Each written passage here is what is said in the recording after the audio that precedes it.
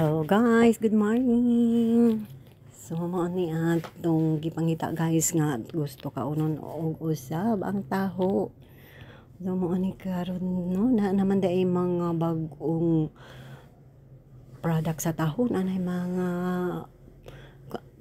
flavor. So sa una guys, classic ra gyud mo ni nga ang among gi-order ang katog yung original. So dili may gusto atong with flavor. So nanay ube flavor na anay orange flavor, daghan na sila flavor guys. So mao ni karon human sa walking among ginakaon guys kay rich in protein manggod ning taho og lami sab nato no kaunon kay makadugang sa atong mga protina sa lawas.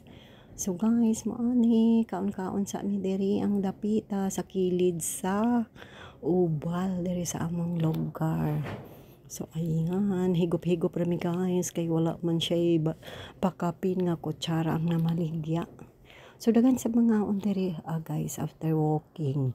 So pa-relax sa no, pa-call off din kaon-kaon og taho. So malingaw na ang atong huna-huna pawala sa kagutom. Kay ang oras guys, it's about 7 o'clock in the morning na. So more than 1 hour ang among walking karong adlaw guys. So guys, maoran thank you for watching my video. God bless.